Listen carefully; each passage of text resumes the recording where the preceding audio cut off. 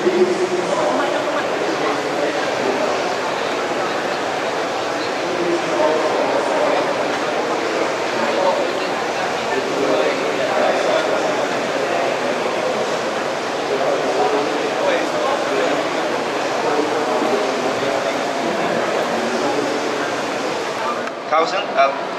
discuss about green housing technology. Thank you very much. Hello everybody. So I'm representing now Eco Living, but I work at a company called Expo in Finland. And here is a little bit about Expo. So we work mainly in Europe, but also here in Hong Kong. And then our target is to build sustainable energy solutions. And now what we do is the indoor environment. So everybody needs about 1 kilo of food, 3 kilos of water, and then we need about 20 kilos or 17,000 liters of fresh air every day. So how do we get this? So this is a villa indoor environment. So in order to feel comfortable indoors, we need to filtrate, to ventilate, to heat and cool, and also to dehumidify the supply air to get a good indoor environment. And here is some issues about why we have to do it. So we filtrate the supply air because it's good for your lungs. When we have supply air, we have low CO2 level in the house, which means we sleep well. And then the lower level of absolute humidity makes higher temperature feels good, which means we need less cooling. And then here is some basics about the ventilation. So we bring in supply air in every bedroom, and then we have exhaust also in the bedroom or the bathroom, and then living room supply, kitchen exhaust. And here is then the machine that now has been running for 2 years in Hong Kong. So we have a set point of 9 grams absolute humidity for the supply air. And then we can reach a level of only 800 ppm CO2. And then we filtrated the outdoor air, so inside the house we have only 0.18 micrometer, the pollution part.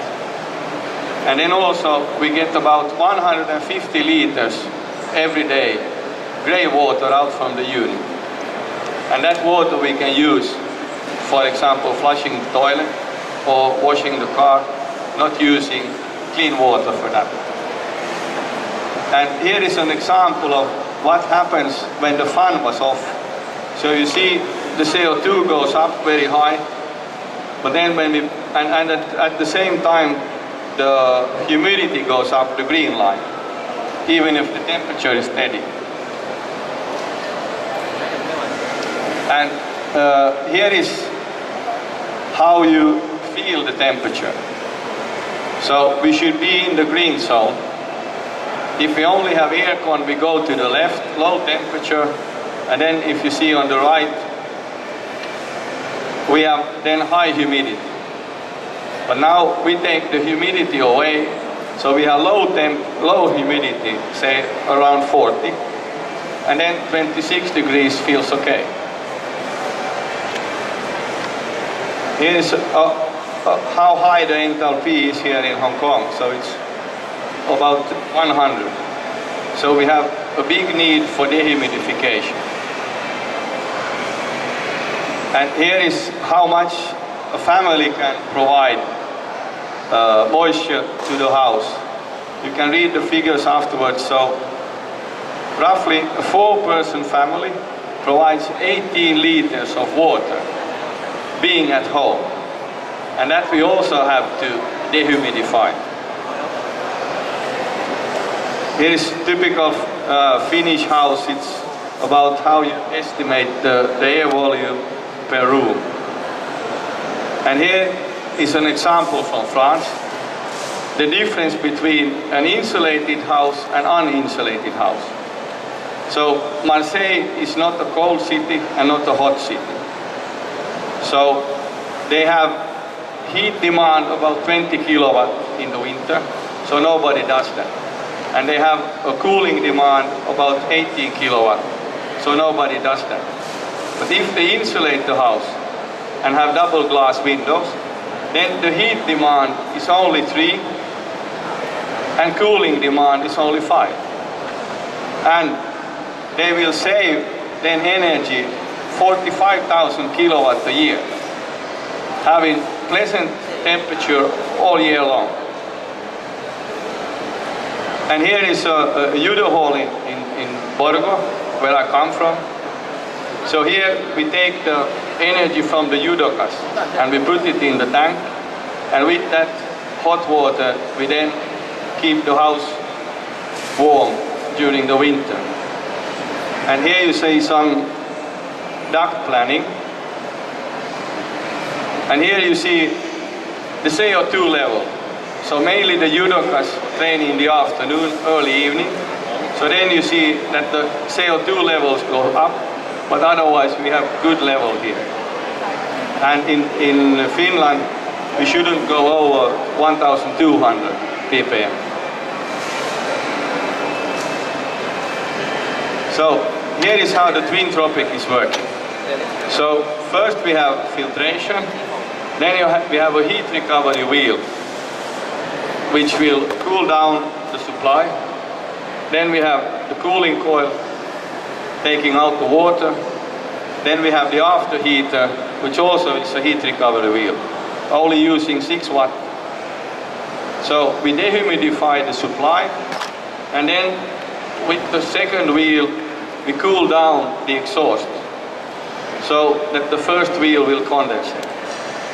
And that brings us about 70% of dehumidification in the supply. So here is how it works. On the left, fresh air coming in, first to the filter, then to the first wheel, then down in the left corner we have the cooling coil, then we have preheating with the second wheel, and then we blow in about 22 degrees air. So then you don't feel the draft of the speed of the supply air. And then we take in 25 degrees, going into the second wheel being colder, and then heat it up and get more moisture in the extract. And here is some data from Hong Kong, what is happening in the unit. So here we see, this is Hong Kong outside, absolute humidity. This is inside, absolute humidity. And this is the extract absolute humidity, which means that now, after 2 years, about 75% is already taken away before the cooling point. And this saves money. So here is an example from Dubai, that what we can do with the machine. So instead of have 36 kilowatt electrical power for the house, we can reduce it down to 9. So then if we think about a small city, say 50,000 people living so that they have 5 people, 1 machine. Then in Dubai we can save 1.1 terawatt hours a year. And estimated here in Hong Kong we can save a little bit over 2 terawatt hours a year per 10,000 machines. And here is how to build the complete system. We centralize the cooling, then we can also do domestic hot water, and then we can use the condensate as grey water. And here we call it the energy bus. So we need cooling, some fan coils in the house, and then we need dehumidification in the unit, and therefore we have a lot of condensed heat. So we don't condense it out to the air, we make hot water. And in this way we can do domestic hot water. And here is some rough figures about the house in Hong Kong. So even if the installation was over 50,000 euros, that will be paid back in less than 3 years. And he will save around 81,000 euros in 10 years. So roughly he saves 10,000 Hong Kong dollars each month living in the house. Because with the dehumidification, it doesn't need to have the aircon on. So, thanks for me.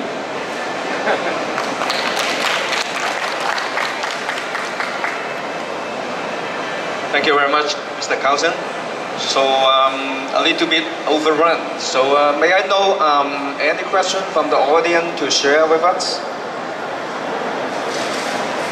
To Dr. No on the Go Green and Grow Green with